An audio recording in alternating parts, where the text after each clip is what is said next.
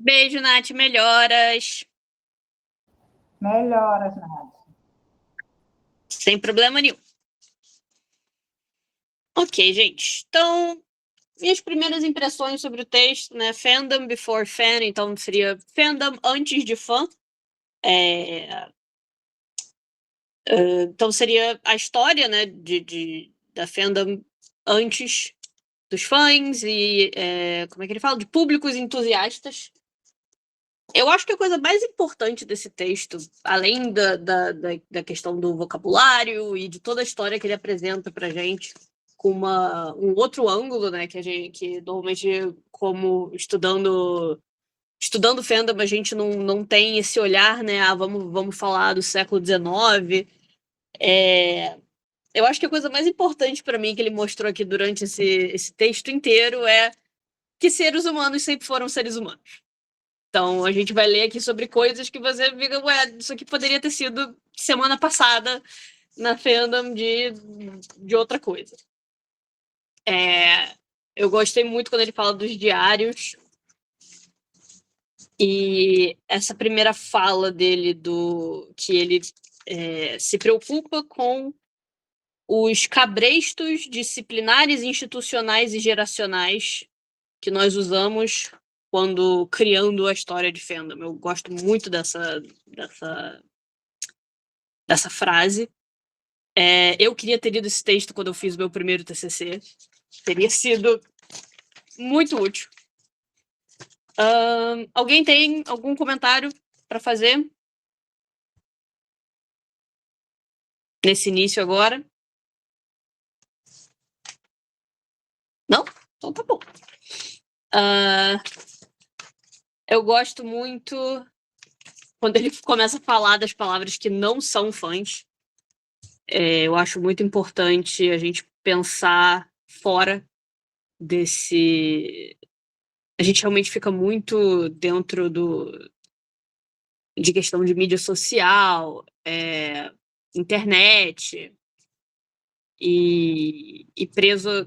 Isso foi uma coisa que eu fiz no meu TCC, eu acho que a gente também repete muito, né? Ir direto pro Henry Jenkins e vamos falar da etimologia de fã, vamos falar de fã, e aí ele fala dessas várias outras palavras que têm mais ou menos o mesmo significado, né? Que é amateurs, beggars, boomers, buffs, bugs, connoisseurs, devotees, dilettantes, enthusiasts, fanatics, the fancy, fiends, gluttons, habitués, heads, hounds, cranks, lions, long hairs, lovers, maniacs, matinee girls, nuts, rooters, Listians e Wagnerians. Ele tá vindo de um ângulo realmente da história da música, e eu acho que a gente também tem que tomar cuidado na hora de abrir demais e... peraí, deixa eu ver as mensagens. Interessante como às vezes... eu vou ler o comentário da Carolina. Eu achei muito interessante como muitas vezes a gente não para pensar que o conceito de fã é algo moderno. Porque o humano sempre admirou algo, é a nossa natureza, mas o conceito de fandom é muito recente, mas de certa forma já existia. Sim, exato, eu acho que esse é uma questão que a gente precisa... É uma coisa que a gente acaba tendo que pensar das duas formas ao mesmo tempo. Fandom, e eu acho que também eu penso muito na apresentação da Natália, da Nath, né, na Semana Virtual, quando ela fala de fanfiction e de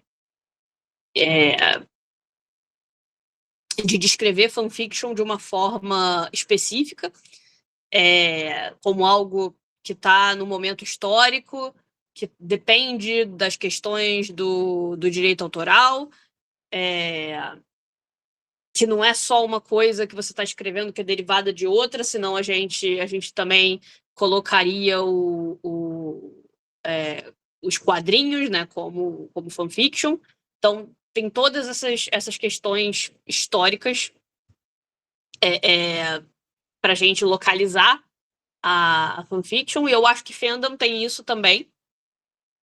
Então, ele vai pegar essa coisa do comportamento, e aí a gente tem que, ao mesmo tempo, abrir e fechar esse conceito de fandom, que é interessante, mas é complicado também, às vezes, fazer essas duas coisas ao mesmo tempo. Eu vou ler o comentário da Juliana. Eu nunca tinha pensado dessa forma também, sempre associei a cultura de fã à era mais moderna e digital. Tive uma aula de mídia e cultura de massa na faculdade, e a gente entende que é algo que ocorre tem um tempo, mas não tanto tempo assim. Eu entendo bem. E essa questão de as tecnologias mudam, mas o comportamento não. Então, essa atitude que ele teve de vamos ir atrás do comportamento e não das palavras é muito útil, é muito interessante. Mas, ao mesmo tempo, também abre demais. Porque, de novo, se a gente for com o comportamento de escrever histórias baseadas em outras coisas, a gente vai considerar fanfiction coisas que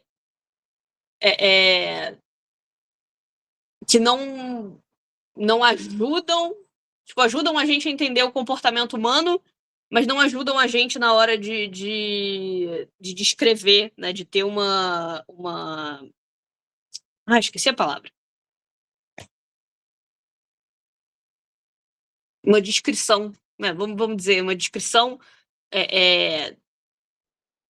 certa do que é fanfiction. Uma definição. Isso, obrigada, Carolina. Uma definição certinha do que é uma fanfiction, uma fandom.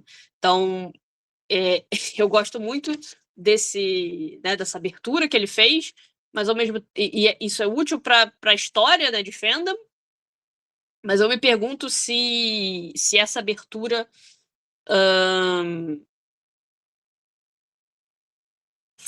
não faz mal, mas assim, se ela se a gente acaba perdendo alguma coisa quando a gente faz isso. Peraí, deixa eu ver aqui. Pode falar, Kayala. Boa tarde, todo mundo está me ouvindo? Boa tarde. O que você falou, Joana, eu concordo. Porque até esse próprio texto, quando ele começou a traçar essa história do fandom, assim, alguns pontos eu achei assim que ele praticamente se perdeu, porque ele começou a contar a história toda da música, mas aí eu ficava assim, sim, mas onde é que tem fã aqui, onde é que tem fandom? E às vezes ele pincelava assim, algumas coisas. Aí eu fiquei assim, meu Deus, esse texto não tem nada a ver com nada. Aí eu disse, não, mas eu vou até o final para me ver se eu entendi. Assim, mas em alguns pontos, eu até destaquei algumas passagens que ele falou, eu achei relevante, mas em outras ele realmente viajou para tentar colocar a história da música no fandom.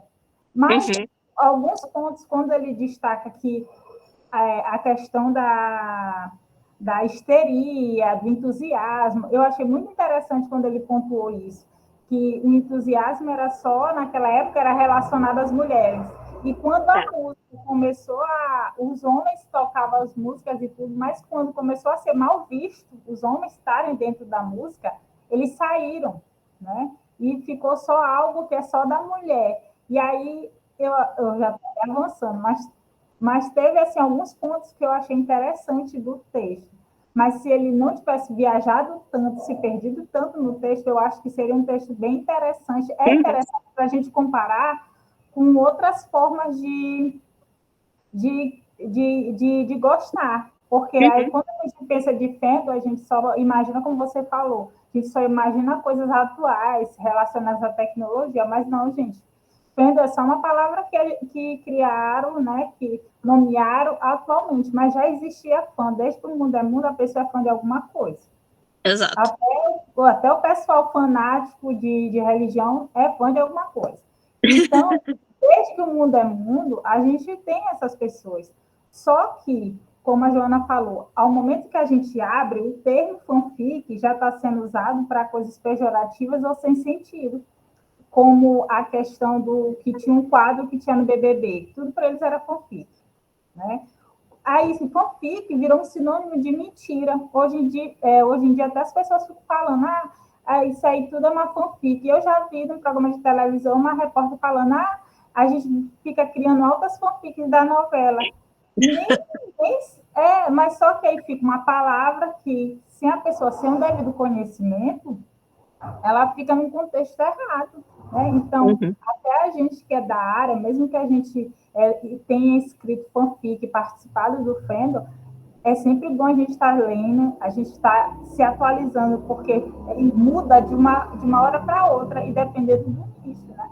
Então, eu achei relevante algumas passagens desse texto, falando dessas questões de comparar com a música, porque eu nunca tinha pensado de comparar com a música, já tinha, né, pensado de comparar com o futebol, porque é o exemplo que a gente sempre usa, porque todo mundo entende, relacionado com fã e tal. Agora, a questão de música, de até a própria questão de artes plásticas, essas coisas, eu nunca tinha pensado. Né? Então, quando eu li esse texto, foi uma coisa que me fez refletir. Mas a minha crítica, lá vai eu, criticando o autor, é só que ele se perdeu. Em alguns pontos, né? Para mim foi isso. Mas, fora isso, eu achei um texto relevante, interessante para a gente abordar outras formas de ser fã de outra coisa, né? Sim, eu acho que ele fala dessa necessidade de criar uma história, né? Eu acho que a Rafaela levantou a mão. Sim, eu acho que é muito interessante até essa perspectiva da Kaela e complementando os assuntos que vocês estão falando. Para mim, esse texto foi muito, muito legal, porque eu estava lendo alguns textos, inclusive um da Copa, se eu não me engano, que é History of Media Fandom. E aí ela fala da história do Media Fandom, só que ela já começa com, tipo, mais na frente, assim, ela começa com o pessoal fã de literatura científica, de ficção científica. E ela ignora completamente o começo do cinema, que é muito demarcado por fãs de cinema. E eu achei isso muito falho do texto, eu tava procurando, e aí a Nath até me indicou esse texto pra eu ler antes de eu ver que tava na programação.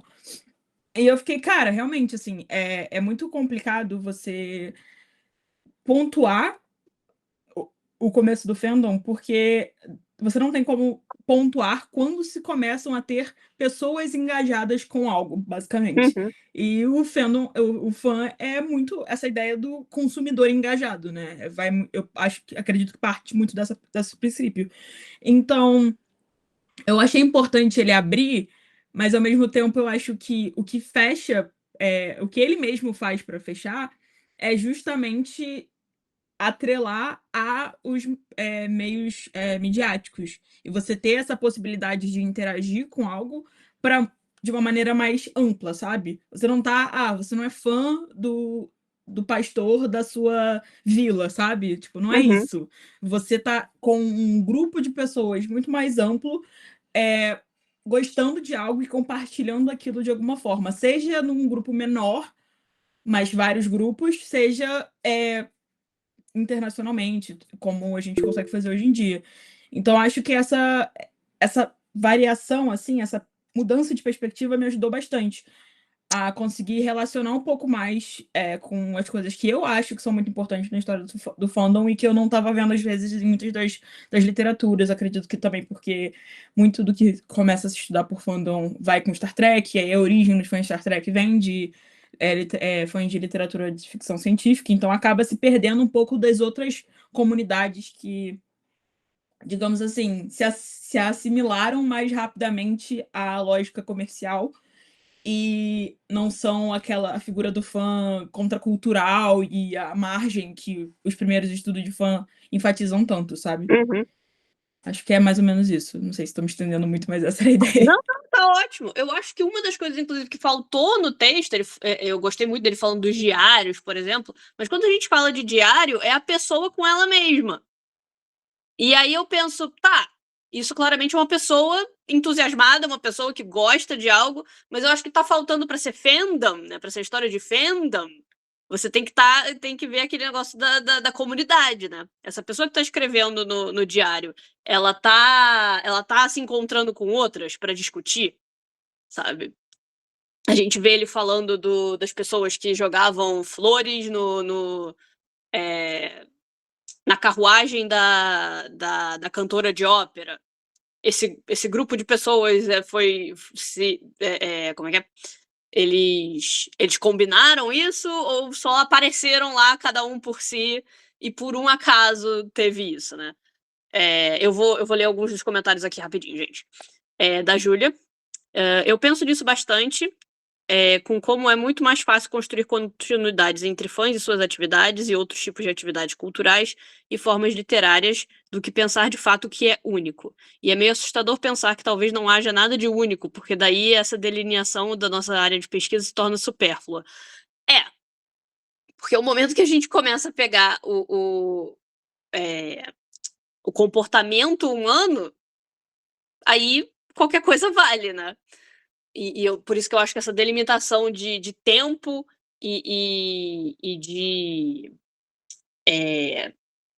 Como é que é? De coisas específicas, né? De situações específicas no tempo é tão importante. Porque a fanfiction que a gente tem hoje em dia é um negócio muito específico. Ela não é, sabe, não é. Ela é. Como é que a Nath falou? Ela é escrita em comunidade, ela é fora da noção mercadológica. Então, exatamente, se você amplia demais e fala só do comportamento, a gente pode sentir que a nossa área de pesquisa se torna supérflua. Aliás, eu acho que a Júlia Santos queria falar. Eu achei que você fosse terminar de ler os comentários, mas se eu Tá. puder... Então, a Maria Fernanda pediu pra gente ler alguma coisa do texto. Eu não sei se eu vou conseguir ler, porque eu teria que fazer uma tradução. Eu preferia, fazer uma tradução. E aí, talvez eu tenha um pouco de dificuldade de fazer isso na hora. Mas eu acho que a gente pode dar como é que é? Um resumo. Então, o Daniel Kavik, ele vai abrir a conversa, ele vai falar de história de fandom e ele vai, vamos dizer, ir contra um pouco aquela história que a gente sempre ouve, que é que fandom começou com ficção científica e, especificamente, a fandom de mídia vai começar com as fãs de Star Trek. Ele pega esse fio do comportamento humano, né, do entusiasmo com algo, especificamente ele vai falar do entusiasmo com música, e vai atrás desse comportamento através de documentos históricos como diários, ele fala de esportes aqui também. E ele vai se perguntar, agora que fandom tem uma história, a gente pode talvez ir mais atrás. E ele fala que se preocupa, especificamente, eu vou repetir aqui, que ele se preocupa com os cabrestos disciplinares, institucionais e geracionais que a gente bota, né, nós mesmos quando fala de fandom, de história de fandom. E eu não sei se isso é válido, se essa preocupação dele é válida, porque ele está vindo muito aqui como historiador de música. Então, é mais ou menos isso, Maria Fernanda. Tá, sem problema. Pode falar, Júlia. O que eu gostei também bastante da parte dos diários é porque ele... nos relatos do diário, eu acho que ele tenta traçar essa diferença de você ser um consumidor de algo para você realmente ser o fã. Eu gostei muito da passagem, acho que o segundo diário que ele falou, que uma das pessoas, acho que um rapaz fala que ele estava gastando muito dinheiro para conseguir ir nos concertos, e aí ele fala que não vai dar certo, que ele vai ter que parar de ir, porque ele estava perdendo muito dinheiro, mas ele continuou indo. Eu concordo bastante com o que você disse sobre o aspecto de fandom, você precisar entender como uma comunidade, mas eu acho que entender também o comportamento individual, de que um fã, ele não vai ter o mesmo comportamento, ele não vai ter o mesmo padrão de consumo que um consumidor normal, acho que foi muito válido nesse texto. Sim. E eu acho que é uma coisa que vai ser muito útil para mim também no meu trabalho, justamente porque a parte da comunidade é, de certa forma, até fácil de explicar, mas o comportamento, a diferença de um comportamento de fã para um comportamento normal nem sempre é tão fácil, principalmente quando você tenta explicar para, sei lá, um professor que não seja tão da área de comunicação e que às vezes não consegue entender o que é de fato a diferença do comportamento de fã, sabe?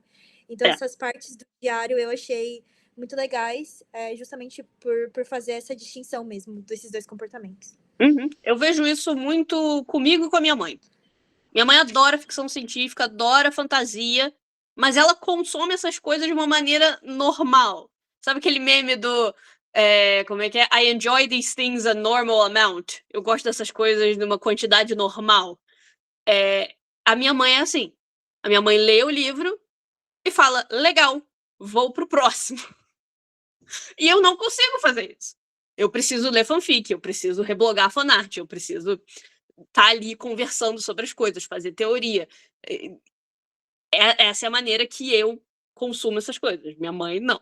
Minha mãe só vai pro próximo e tá ótimo assim. Ela não precisa conversar com outra pessoa sobre isso. Ela lê Duna, ela leu todos os livros de Duna e assistiu o filme e foi isso. Eu não conversei com ela sobre ela. Ela não veio conversar comigo, não, porque eu Paul isso, porque isso e aquilo. E ela, não preciso conversar sobre isso. Já tá bom pra mim. Então, eu entendo também essa coisa de você, ok, essa pessoa aqui, essa pessoa que tá escrevendo no diário dela que, caramba, meu dinheiro tá acabando e eu não devia continuar. Sim, minha mãe nunca foi ler fanfic de...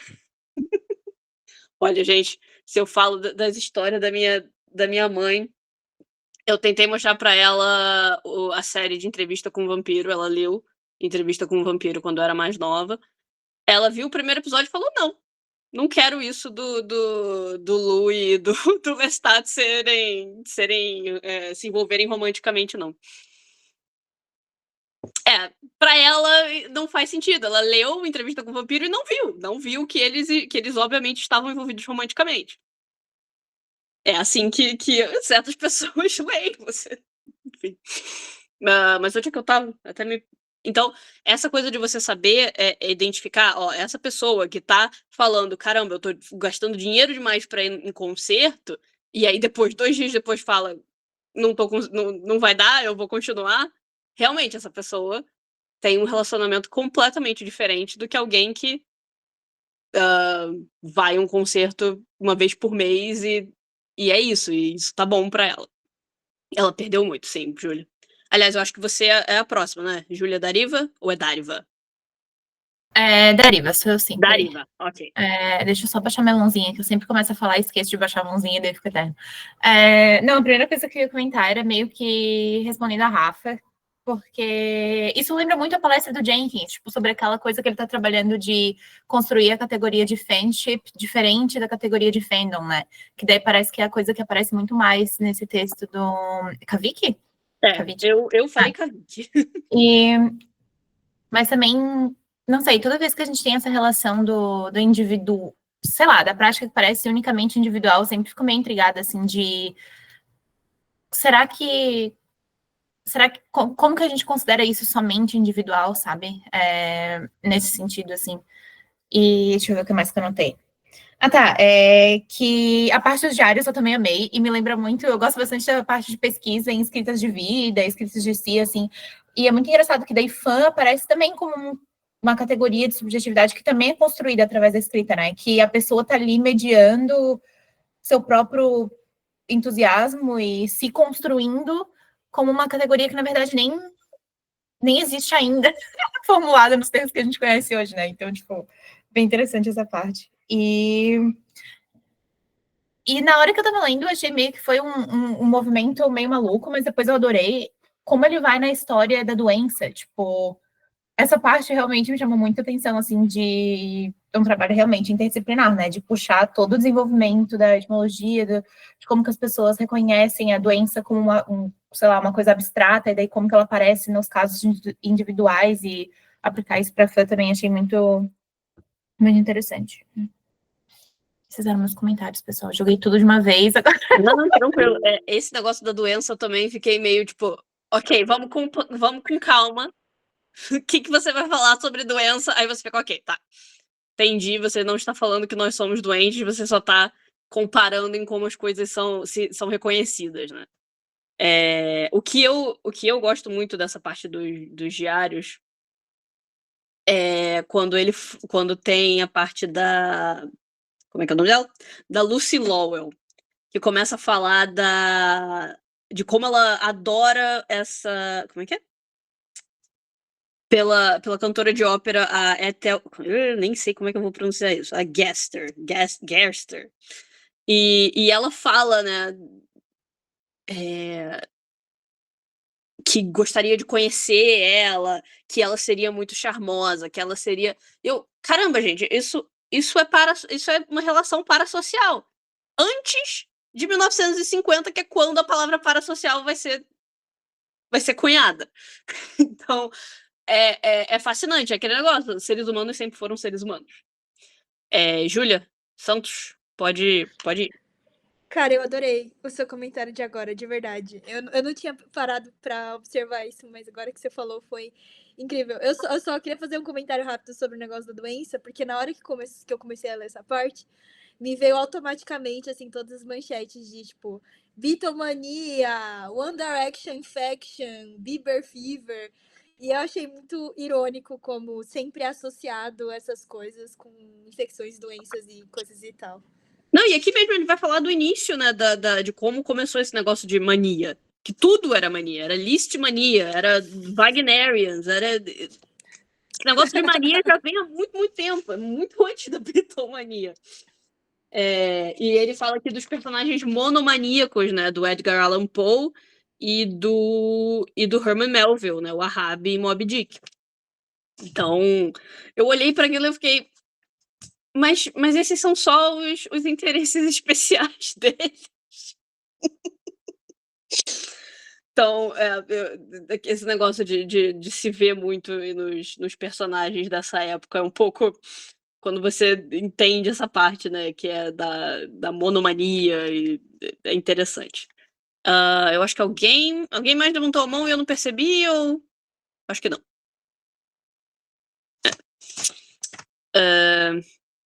O hiperfoco, exato. Eu tô vendo aqui as minhas anotações também. Ele vai falar dos... uma outra coisa que eu fiquei muito curiosa. Quando ele fala que os Cranks, que eram os como é que é? Isso, que eram os fãs de beisebol, foram movidos do campo pras... como é que é o nome? Arquibancadas. Pra arquibancada. Eu falei, como assim? Eles não tinham arquibancada, eles ficavam no campo? Eu fiquei muito confusa. Eu acho que era tipo aqueles jogos de futebol que tem na rua, tipo aquelas peladas que não tem arquibancada, o pessoal ficava tudo do lado. Eu imaginei assim, quando ele deduziu. Pois né? é! Ele falou. Eu achei Muito que fosse doido. assim. Aí poderia ser que eles também poderiam intervir, por exemplo, se algum jogador deles tivesse para ser marcado, eles poderiam ir em cima bater. Então, eu acho que foi. Eu já vi. Imagina! Isso me lembrou também uma outra coisa. Acho que é minha mãe? Alguém, né, que eu conheço viu o filme da Ferrari. E durante o filme tem imagem de como eram as corridas, né, de Fórmula 1 antes. E não tinha segurança nenhuma. As pessoas ficavam no meio da pista. E eram atropeladas, assim, por nada. Só depois que foram ter as coisas de segurança para isso não acontecer. Você fica meio, gente, como é que isso acontece? Como é que não tem essa divisão desde o início? É muito curioso. Deixa eu ver aqui. Aí, e tem esse comentário dele que eu fiquei pasma, que ele começa a pensar, a gente poderia pensar sobre a história dos esportes, da literatura, do teatro, junto com a música. E eu assim, mas sim, mas é isso que a gente vem fazendo desde o início. A gente pensa na literatura. Quando a gente começa a falar de fandom, a gente fala de literatura. A gente fala de ficção, da literatura de ficção científica. A gente poderia também, e eu gosto particularmente quando eu vou falar dessa parte da história, eu gosto de puxar um pouquinho mais para trás e falar dos, vamos dizer, fã-clubes, mas eram as sociedades literárias de Sherlock Holmes e de Jane Austen, que se reuniam para ler, para fazer pastiche. Então, eu fiquei muito pasma quando ele fala isso, porque me diz que ele tá tão ali dentro da questão da história da música que ele não pensou em outras coisas. Né? Ele tá um pouquinho. Ele fala do cabresto, mas ele tem o próprio cabresto dele. Aqui ele fala. Aqui. Esses assuntos, né, literatura, esportes, teatro, junto com a música, são os realms, né, os reinos mais promissores para historializar a fandom. Sim, tanto que eu acho que já foi feito isso. Então, eu acho que essa parte indica um pouco de ignorância da parte dele. Aí a minha própria crítica. Mas eu gosto muito dos vocabulários que ele passa pra gente. Principalmente essa daqui da práticas de recepção. Eu acho essa expressão muito útil, práticas de recepção.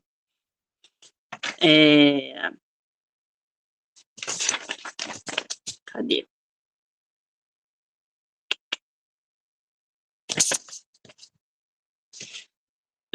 Eu acho. Eu tinha outras aqui, mas. Práticas de recepção. Aliás, eu achei engraçado que a tal da cantora de ópera, né, que ele fala, a maior parte é a Jenny Lind, que aparece em The Greatest Showman, o musical, com o P.T. Barnum. Então, isso foi engraçado. Uma coisa que eu acho curioso, assim, eu entendo o seu ponto, mas ao mesmo tempo eu acho que a ideia que ele tá tentando passar até porque eu não sei de quando que é esse texto, para ser sincero, eu não tô lembrando agora, de acho que 2014. 14? Então, eu acho que é muito tentar resgatar uma perspectiva que não necessariamente é sempre passada. É porque eu acho que é muito disso, assim, é muito de que fãs são esses que são representados. Se entende que tem uma cultura de fãs de música desde sempre. A questão é como essa cultura de fãs é mostrada, sabe? Se você for ver textos relacionados à cultura de fãs, tanto para cinema quanto para música, é muito essa percepção da teoria da comunicação de que é de cima para baixo, sabe? E que não tem interação na base, que não tem construção de culturas, não tem uma construção realmente de práticas de recepção, inclusive, considerando o histórico de estudos de recepção, é muito importante, porque, assim, é isso, é uma virada de chave conceitual que vai muito no período dos estudos culturais, assim. Então, eu acho que o que ele tá pregando aí é muito mais uma ideia de, assim, a gente não considerar esse grupo menor Relevante. ou diferente porque eles estavam assimilados a questões capitalistas desde sempre e porque eles tinham mais uma projeção, assim, na mídia. Eles eram mais comentados, eles eram mais referenciados e muitas vezes criticados por isso. Entendi. Então, eu acho que a pegada dele vai um pouco para esse caminho. Posso estar errada, mas foi isso que eu senti muito com o texto dele, pensando principalmente no estudo dele de música. Eu vejo que os estudos relacionados à música são muito nesse caminho, desde sempre, sabe?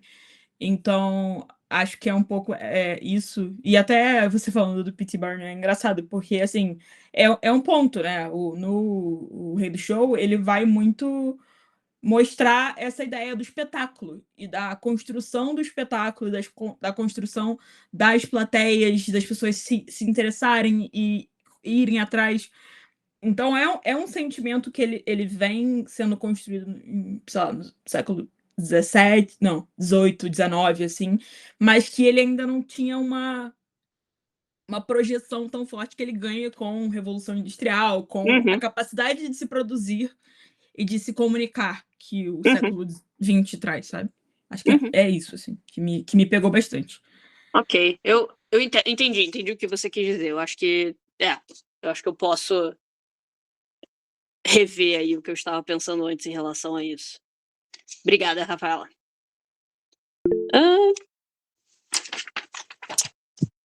Opa, pode ir, Júlia. Gente, não tenho medo de me interromper, tá? Se Nath estivesse aqui... Que a gente antes falou de individualidade, e agora falou um negócio da, tipo, Revolução Industrial, e falou isso, né? Falou, né? E aumenta as coisas. E daí eu fiquei pensando, tem uma parte, deixa eu ver que página que é a página 59, quando ele vai falar, tipo, The Power of Self-Making for the Middle Class Admirers. Mas, tipo, esse foco de tipo, ter uma época que as coisas começam a ser massificadas e o indivíduo vai perdendo sua qualidade enquanto indivíduo, e daí as pessoas precisam ativamente buscar formas de se individualizar, né? E acaba que isso é muito chave pra gente como fã, porque ainda não é uma forma de, apesar de uma atividade extremamente comunitária, tipo, principalmente, acredito eu, sobre esse processo de individualização através do consumo, né? Tipo, e daí não sei, fico pensando que mesmo olhando para trás, a coisa ainda, tipo, parece que ele não vai para trás o suficiente, porque ainda fica nesse contexto de, tipo, pós-revolução industrial, em que está sempre nessa busca de como mediar essa situação da massificação das pessoas versus do indivíduo, e também que ele dá muita ênfase a esse rolê do, tipo, classe média e da pessoa branca, tipo, interagindo com a mídia e criando hábitos de consumo, né? Não sei, seria interessante. E daí não parece que tem tanta descontinuidade, porque ainda é muito marcado por essa dinâmica da individualização no momento que já é, de certa forma, capitalista, né? Então, não sei se, sei lá, indo mais, tipo, volta mais, vamos voltar mais pro passado ainda para ver o que acontece lá, né? Não sei. Eu acho que aqui, nesse texto especificamente, é ele só, tipo, ei, gente, olha o que a gente pode conseguir. Isso é o que eu consegui só um pouquinho, só com pouca pesquisa, isso aqui é o que eu já consegui. E se a gente continuasse, né, esse pensamento, e se a gente voltasse ainda mais? Eu acho que esse texto, principalmente, é ele fazendo essa sugestão e começando a conversa, né? Eita, peraí.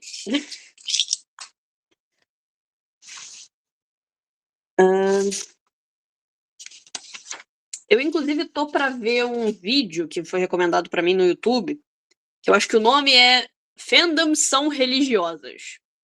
E é de um canal que eu gosto chamado Religion for Breakfast, que é um canal só sobre religião, só sobre estudos teológicos. Então eu fiquei meio, ok, você tá se aproximando demais da minha área. E óbvio, né, o thumbnail era Taylor Swift num show dela. Então eu fiquei meio, ok, vamos com calma. Porque quando ele fala aqui do entusiasmo, né, da questão do entusiasmo e possessão, né, por Deus, é uma conversa que dá para ter sobre religião e fandom, que eu acho muito, muito delicada. Exatamente também por essa, né, por esse histórico que a gente tem de comparar esse entusiasmo, esse afeto que as pessoas têm, que é muitas vezes considerado fora do normal e exagerado, com aqui o que ele fala, perda de controle, selvageria, animalismo. Então, quando você começa a falar que fandom é religiosa, você sempre vai... Não sempre, mas eu vejo que a tendência é sempre ir para tipo, ai meu Deus, essas pessoas estão idolatrando, estão...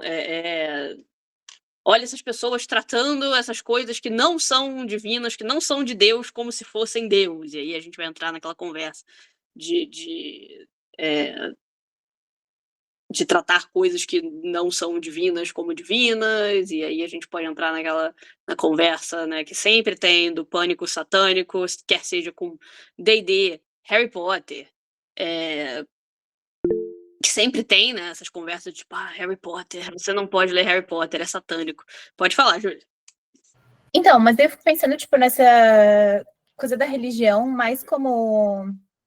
Porque antes todo o sentido da vida, né, numa época que era, assim, pré-reforma protestante, tudo era... O sentido da vida era direcionado à religião, né? Então, isso dava uma... sei lá, tipo, uma unidade para a vida social comum. Agora, tipo, cara, todo mundo secular, totalmente fragmentado. Eu acho que faz bastante sentido que seja, tipo, o fandom como religião no sentido, o objeto do fandom como religião no sentido da coisa que atribui um sentido, ou uma unidade de sentido para a vida da pessoa, sabe? E, cara, no caso da Taylor Swift é a coisa mais doida do mundo, porque, tipo assim, é totalmente dogma. Tipo assim, tu não pode falar, as pessoas têm uma relação dogmática com ela. Quer ver, não sei, polêmico, mas... Cara, agora que tá rolando o negócio da Blake Lively, tipo, que ela tá na justiça com aquele maluco lá do Justin Baldoni, da Cory Hoover lá.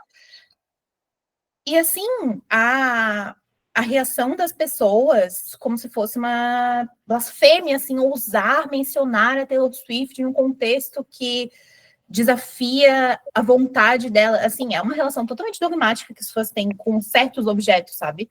E eu acho que vem dessa... Não como religião no sentido de um entusiasmo, não só do entusiasmo, mas de que a gente realmente está totalmente deprivado de sentido. Tipo, a gente não tem mais nada que nos coloque, que faça a nossa existência no mundo importante, sabe? A gente está totalmente largado, insignificante no mundo. E daí isso se torna esse buraco, tapa-buraco mesmo, assim, do sentido da vida, sabe? E de novo, tipo, que triste que o nosso sentido da vida é tão capitalista, de novo, desculpa, não querendo coisar, mas assim, que a gente só consegue atribuir sentido dentro dessa própria lógica, sabe? Porque é o que a gente precisa como ser humano. Tipo, que nem o ser humano sempre foi ser humano, sempre foi fã, tipo, o ser humano sempre buscou sentido, e daí esse é o sentido que a gente tem condições de achar, tipo, que... Fudido, né? Não sei, acho meio... É um pouco, quando você para pra pensar assim, é realmente meio bem triste. Você fica um pouco triste, né? Essa questão da Blake Lively é bem complicada. Mas eu acho que nem só a Blake Lively, é qualquer coisa, né? Qualquer pessoa que ouse falar da Taylor Swift de alguma forma, que não seja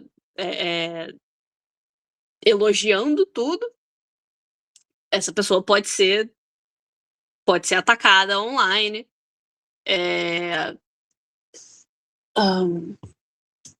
E as pessoas tratam isso como dever delas, né? Isso é meu dever. Proteger a Taylor Swift online. Aí, realmente, são questões pra gente ver a prioridade né, da vida de cada um. E... Eu vou ver o vídeo. Se eu gostar, eu mando pra vocês. Se eu não gostar, eu mando também. Vocês podem criticar. Mas quando ele fala aqui dessa questão das massas, né? Que as massas sempre são vistas de uma forma que dá medo, né?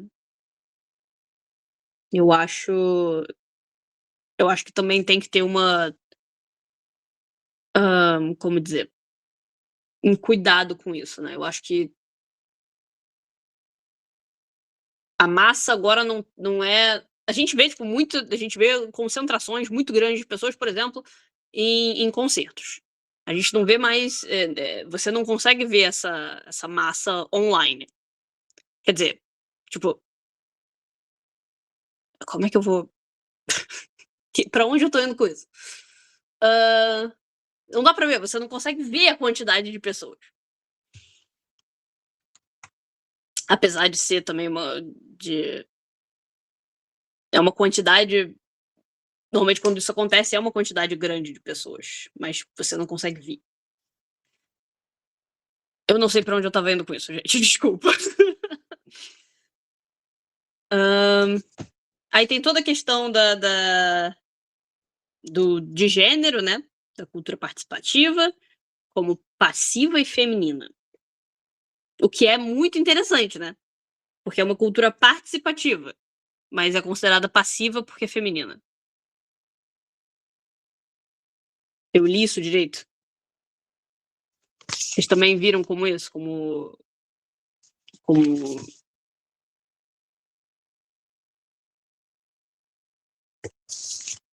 Como essa. Eu acho que essa parte, inclusive, me deixou bem chateada, essa coisa de... A gente tá vendo isso agora. A gente tá vendo isso agora, quando ele fala aqui da feminização da cultura. Que todo mundo diz que o homem tá sempre em crise e que tá todo mundo ficando feminino e que a masculinidade está em crise. Então, é isso tudo de novo. Pode falar, Júlia. Você falou dessa parte de ter deixado triste, foi também a parte que mais me deixou triste, porque tem uma parte do texto, né, que eles falam que chegou uma época que se perguntassem para um homem se ele sabia tocar algum instrumento, ele se ofendia, sabe? O que é muito louco. E eu até grifei uma parte aqui que ele fala: Men create and produce great music, and women can only receive and consume it because that's just how nature intends. Eu achei acho que isso foi falado pra uma mulher, não foi? Sim, tipo, ele meio que deu ele deu meio que né, tipo... Esse parágrafo em si é, tipo, bem triste de ler, porque meio que coloca não sei explicar, porque coloca numa caixa de que, assim, tudo que era criado por mulheres era totalmente relevante, era uma porcaria, e o que os homens produziam era maravilhoso. Eu só não entendi como colocar a mulher só num espaço de consumo, sabe? Eu queria muito ouvir a opinião de vocês sobre isso. Em que questão da mulher como só como consumidora, sendo que, sei lá, posso estar viajando totalmente, mas na época, vamos dizer que consumir dependeria, por exemplo, de um trabalho, e vamos dizer que as mulheres ficavam de uma certa forma, não eram tão ativas como mão de obra, assim, não sei, posso estar falando besteira, mas... Porque, de certa forma, para você consumir, existem dois fatores. Existe o fator, entendo que o fator tempo, o que talvez era abundante, mas num contexto de consumir, talvez de compra mesmo, era um pouco limitante. Então, você dependia, de certa forma, de enfim, ter uma certa, entre aspas, independência financeira para talvez consumir. Não sei, para mim ficou confuso. Eu acho que não necessariamente esse tipo de pensamento vai ter uma base lógica, uma base no que realmente estava acontecendo, né? É o tipo de pensamento que... é isso que acontece, sabe? É aquele pensamento... a pessoa pensa isso, mas essa não é a realidade. Então, aquele negócio das garotas de matinê, né? Que ele menciona. Essas pessoas aí, elas só estão aí porque elas querem ver homem bonito. É verdade? Eles não sabem. Elas estão aí no teatro só pra ver o ator que é bonito. Só? Essa pessoa tá falando isso. Ela acha isso. Mas que não necessariamente é verdade. Então, essa parte da mulher como consumidora tenho certeza que tinham mulheres consumidoras, sim, mas também tinham mulheres que estavam produzindo. E eu também acho que também não era toda mulher que estava com que a dependência financeira era tão. Peraí. Pode falar, Júlia. Eu botei que, tipo, tem a ver. Parece até que eles dão uma distorcida, tipo, dá uma brincada com isso, né? Mas tem a ver com aquela coisa clássica do homem como cultura e da mulher como natureza, né? E deixa eu ler o que eu escrevi, porque eu acho que eu escrevi melhor do que eu posso.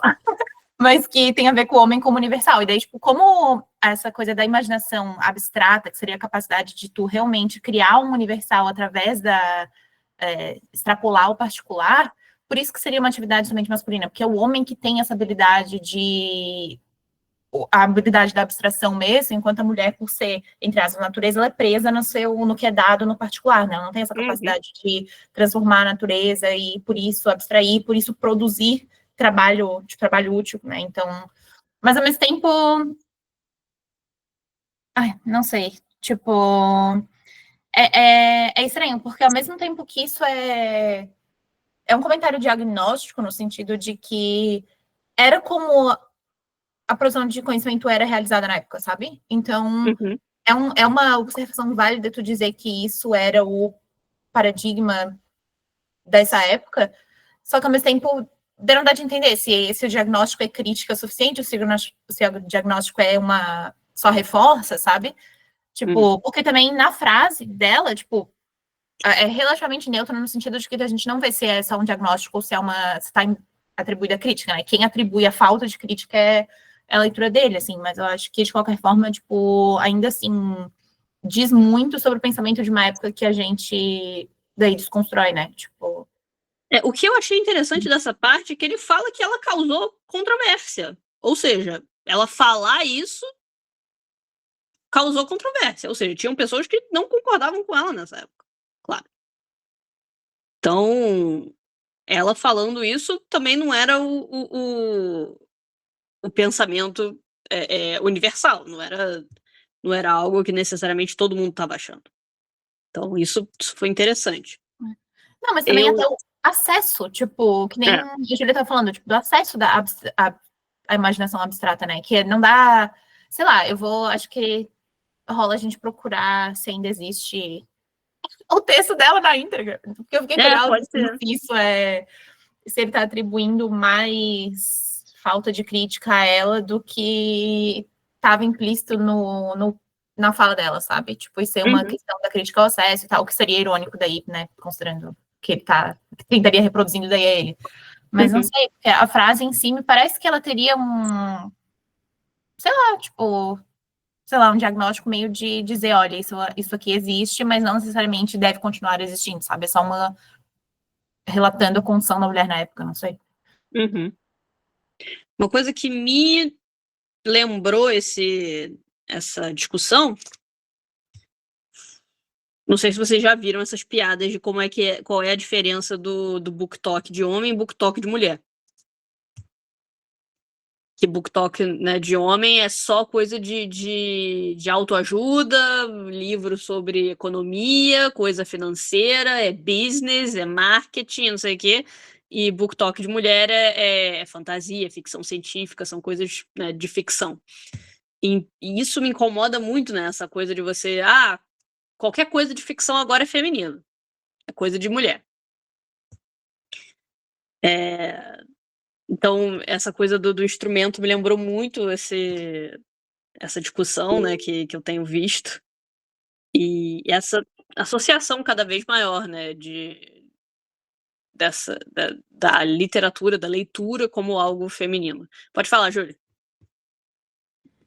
Não levando a piada e o comentário como uma verdade absoluta, mas isso é totalmente não condizente com os dados que a gente tem hoje sobre o mercado editorial, tanto de pessoas que compram quanto de pessoas que leem. Sempre nas pesquisas as mulheres estão na frente, e ainda assim a não ficção continua sendo o gênero mais consumido no Brasil. Então, assim, É muito louco pensar que, de certa forma, numa bolha, eu concordo em número, gênero e grau, diga-se de passagem, que realmente existe essa diferença, que os homens consomem muito mais não ficção e tal. Só que existe uma questão muito além do gênero quando se trata disso, sabe? Uhum. Da não ficção no Brasil e da ficção em si, sabe? Quando eu falo quando eu falo disso, aliás, desculpa, mas realmente eu tava pensando no o vídeo que eu vi dessa piada era americano, né? Era gringo, não era brasileiro. Então Tá. também tem essa questão. Mas pode continuar falando. Realmente eu vi uma coisa que realmente não tá na nossa área, né? Fala. Não, eu não tenho mais nada para acrescentar. Eu Ah, só tá. acho que fica um gap mesmo É. enfim, de que existem mulheres que têm essa mesma linha de pensamento. E recentemente também houve um vídeo, não faz muito tempo, que falava sobre essa questão da leitura como algo, como uma obrigação, e que isso, de certa forma, afastava os leitores, as crianças, os leitores jovens de fato ler, porque a Uhum. gente sempre vai associar a leitura como uma obrigação, como uma atividade, vamos dizer, educativa, escolar, e pouco talvez seja conversado sobre a leitura como um lazer, a leitura como talvez um hobby, sabe? Mas no Brasil a gente ainda tem isso muito, muito, muito forte, independente do gênero. Eu vou dizer que esse ano eu sinto que a Bienal acertou muito.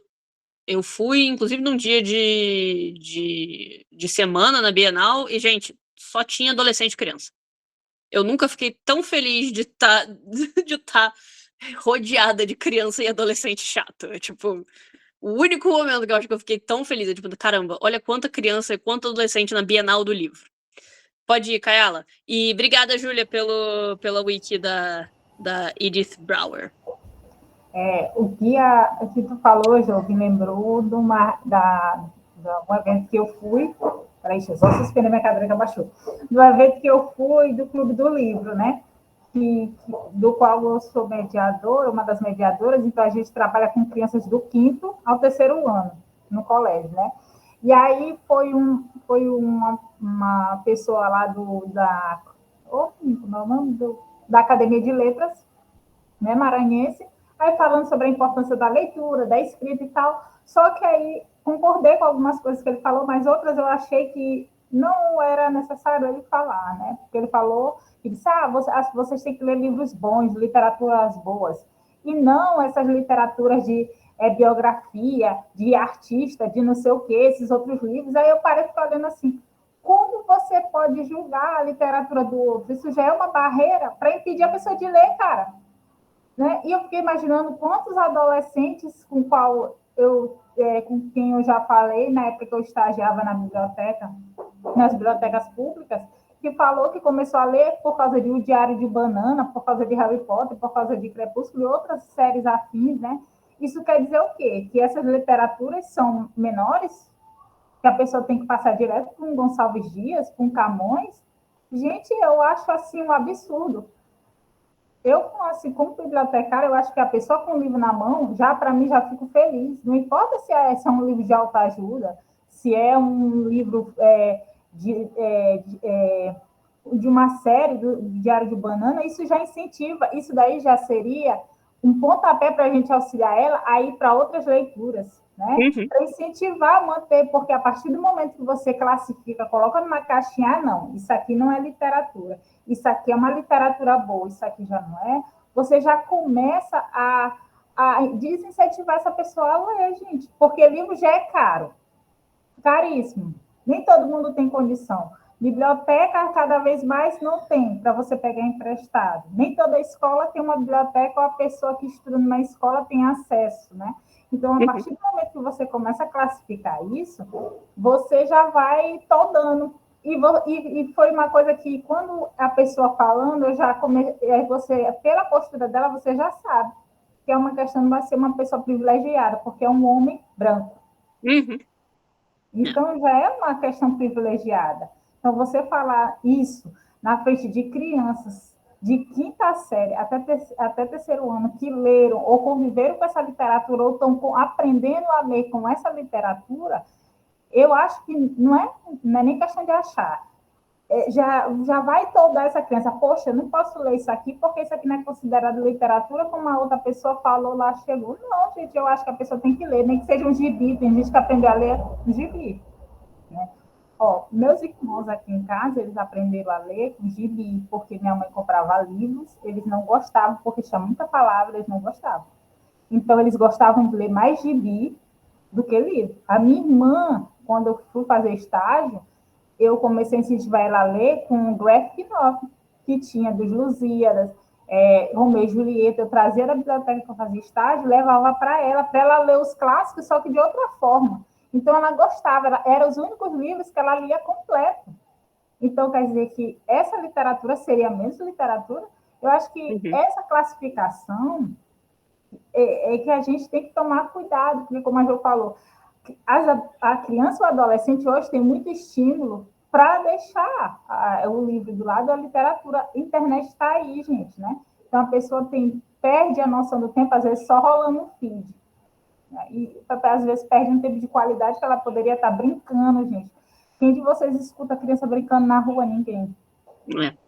Que era diferente do nosso tempo, né?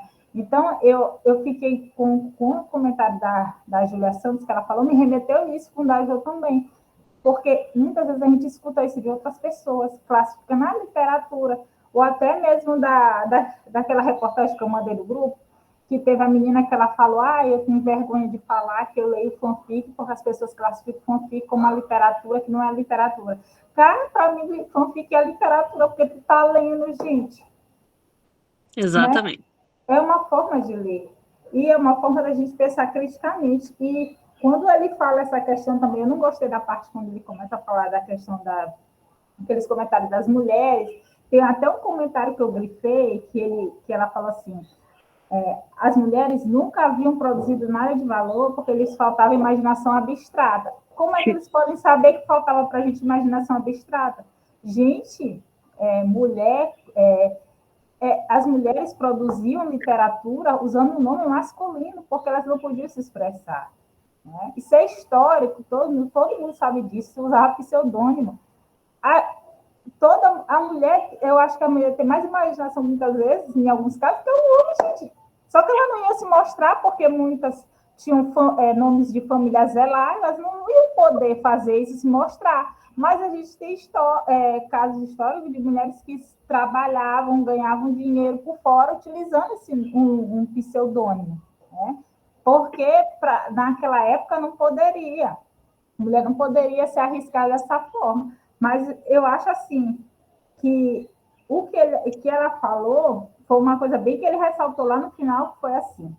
A mensagem tradicional de Brouwer era clara. Os homens criam e produzem boa música. E as mulheres só podem recebê-la e consumi-la porque é assim que a natureza pretende. Ou seja, quer dizer que a mulher só era só para receber e consumir. Era só essa qualidade, então elas não poderiam julgar, elas não poderiam produzir. Então, elas só eram apenas consumidoras do que os homens ofertavam. Era igual aquela visão que eles tinham que o homem é um provedor do lar e a mulher é a cuidadora. Praticamente isso, né, que eles colocam nesse texto. Então, eu achei assim, quando ele falou isso, eu fiquei assim, tipo assim, gente, como assim? Né? Mas é uma questão do que a gente, voltando para esses estudos, era um estudo de 1800 e Jesus, né, vai com Deus. Então, era a visão daquela época. E aí eu fiquei assim, eu digo, gente, como assim? Mas o importante é que quando a gente olha esses estudos, a gente consegue imaginar o quanto a gente evoluiu, né? Agora faz igual a Carmen Lúcia, as mulheres já ficaram caladas 2000 anos, gente, né? Então a gente tem que falar, tem que produzir mesmo. E aí esse foi um ponto que eu achei mesmo, assim, relevante. Relevante, assim, de crítica. Né? E... Caramba, esqueci o que eu ia falar. Desculpa, Kaela. Eu falei demais. Não, tá tranquilo. Eu ia responder você, mas foi totalmente... Esqueci, mas não tem problema. A Patrícia comentou que conheceu ele quando fez estágio lá. Ele pegava os livros e jogava fora só olhando as capas. Quem? Quem é esse de luz? Caramba. Imagina. E a gente ainda tem o ditado não julgar o livro pela capa. Cara, Quer seja ele bom, quer seja ele ruim, né? Que seja capa boa ou ruim.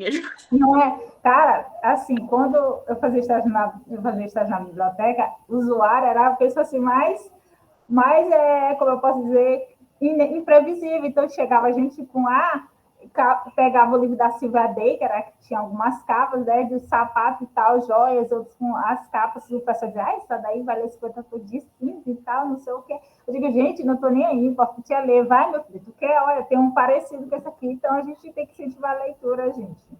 É isso, eu sou desse nível, não importa o que você esteja lendo, eu não vou julgar, né?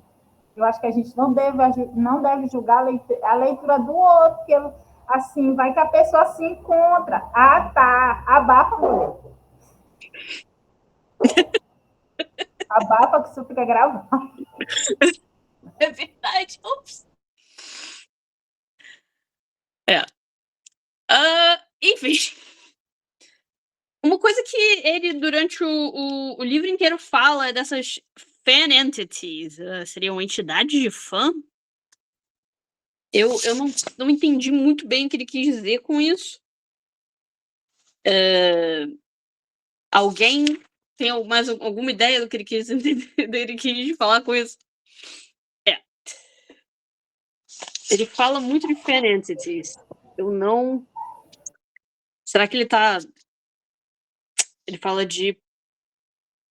É porque é da metáfora do treco do disease entity, que seria, tipo, a tá. abstração Ok. que todos os fãs individuais daí juntos entram dentro dessa categoria, sabe? Daí seria, tipo, relacionado a isso, né? Entendi. Ok. Bom.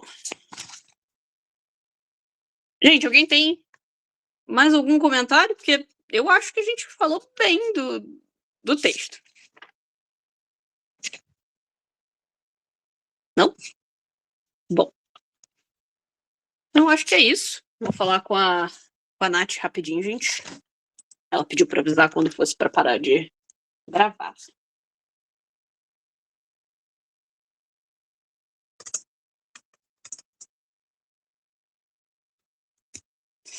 Obrigada por virem.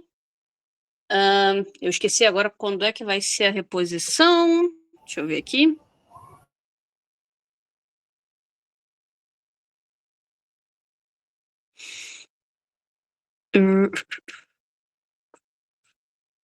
Fui no lugar errado.